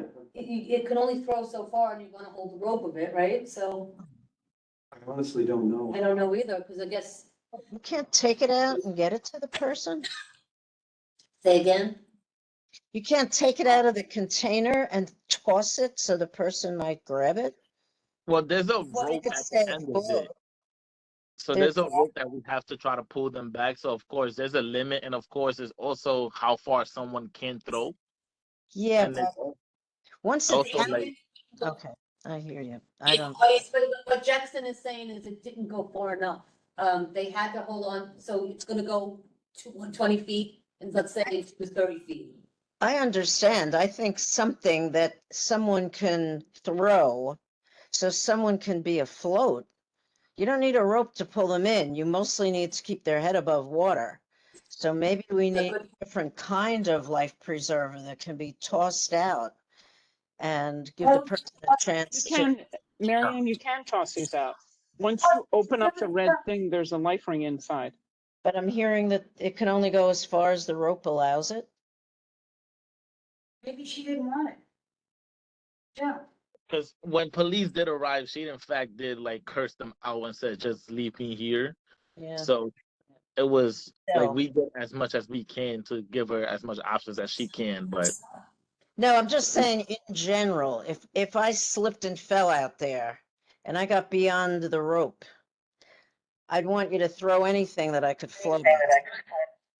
And you know, anybody who's wanting to kill themselves can change their mind at the last minute and maybe use a safety device, even though they acted like they didn't want to. Just So now we know of two different incidents at where least. in the South Cove, people jumped in. But we don't know if it was a malfunction or an issue with the life preserver that. Right, caused it. we don't have any information at this point to know that one way or the other, so, yeah. It seems we don't know, but, you know, it would be great, Jackson, if you could tell us, you know, update us to find out what else is what else happens, as you know. Of course, yes. I'm gonna try to reach out to 1PP and see if I can get some information. Of course, they try to keep that confidential, but I will try my best. We need to know. Yeah, I mean, yeah, whatever's not, you know, we don't need people's names, whatever else, but we certainly would like to know what What happened. is there like a post over there about like a suicide hotline or something that we can put maybe? Oh, that's a good idea, suicide hotline to do something, where, with 1PP? Just like somewhere along the South Cove area? Walking Oh, along I the think edge. make a note to say, you know, if, you know, Yeah, like they have on bridges and stuff. yeah, That'd be great. that's a great idea. That's what they left, huh? They are bridges. People that. I don't know.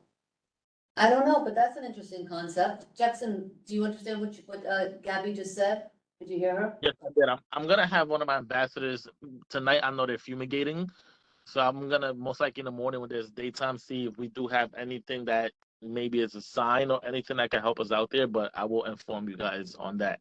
Yeah, Also. no, I'm pretty sure there isn't, but I'm wondering if we want to put one. I don't know if I mean, there may be reasons we don't, but let's look into it. Cause yeah, but thank you for looking, or having your ambassadors look. But it's an interesting concept and it would be an interesting thing to explore.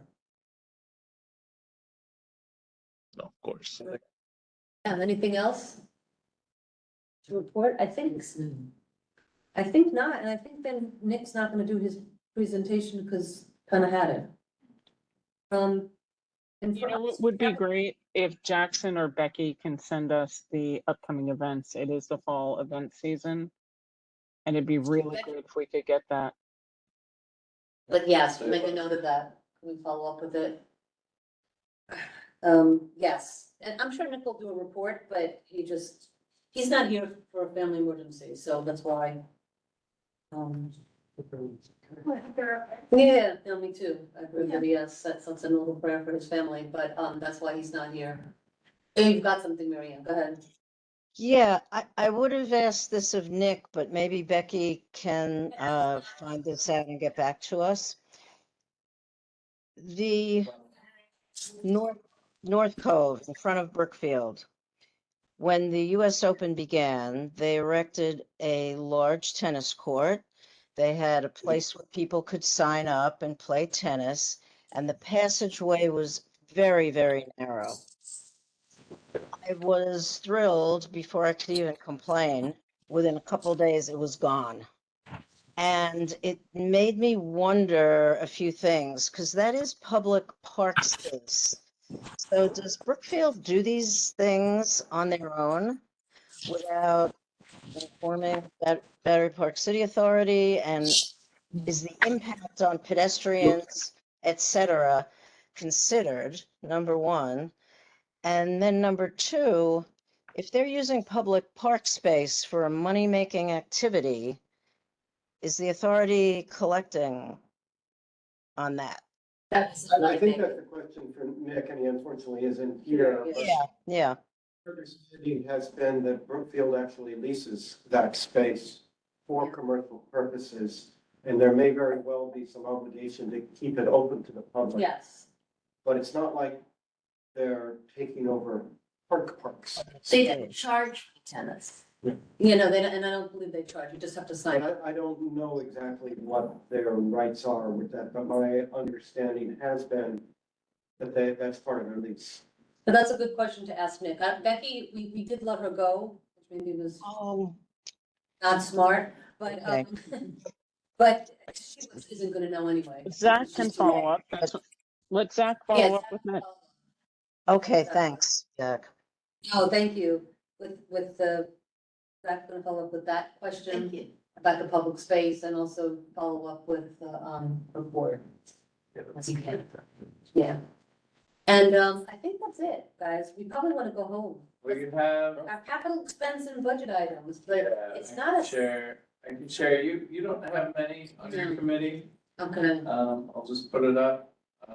You have Oh, do you have the? four expense and one capital from last year, so I can share that with you guys. Just to take a look at, ideally, you look at it, see if they're still relevant. And clip them off if they're not relevant anymore. And, if you have What new did the ones. agency accommodate? Okay, so what And is the and agency it saying? shows you the responses as well from the agencies. So sometimes they just say they need further study, that's kind of a boilerplate for, they're not gonna do a whole lot. Affordability. And, yeah, I mean, I like all these things that are here, and it's this notes, the traffic calming measures, that is transportation. So we can kick it over to you guys, but here we name some streets. When I point to you, you guys, meaning Betty in the transportation committee. I think a lot of those issues, that's the debate. I think that those are the things we're told didn't really belong in district budget. Yes, was that a arts thing? was that an arts thing? Some of them aren't, if there's some of the studies though, the DOT has said they're really not doing them. There's only one DOT on here, but the other ones are. Can you see it? It's, make it bigger for them. Please. There used to be something on South End Avenue.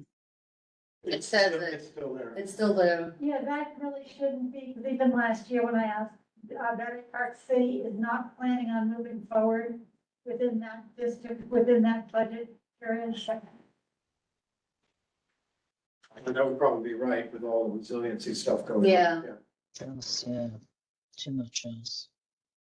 So I think the path forward is, take a look at this and then next month, finalize committee's recommendations.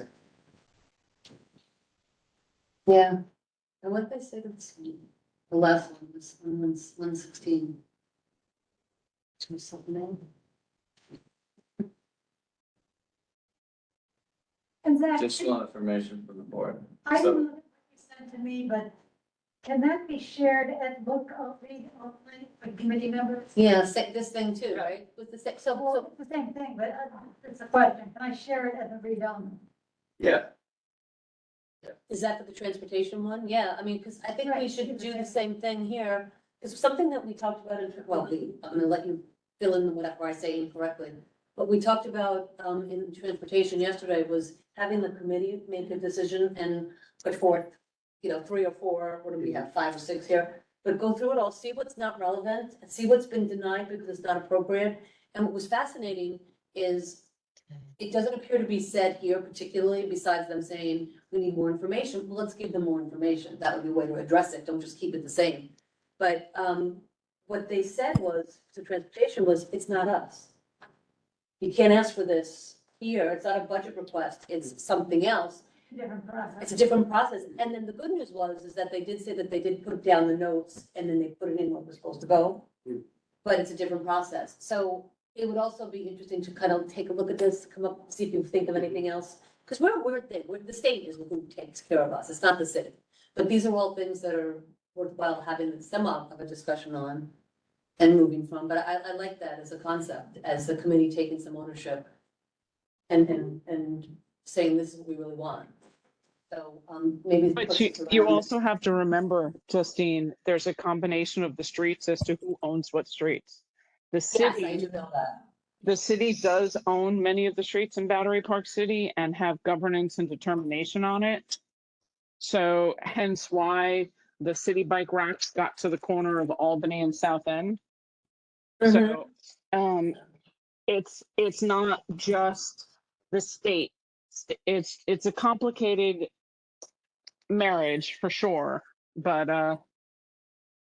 You Yeah. don't, No, I mean, yeah, so it's I- just something to review and see, which parts have governance over which, as they say. Okay? Yes, as our question says it here, number 56, whatever. Yep. What in New York City should have any design and reconstruction? And that's of South End Avenue. And thanks, everybody, for your help and patience. I had construction in my apartment this evening myself. So at this point now, I'm going to go grab a vacuum. So thanks, goodbye. Close your windows tonight.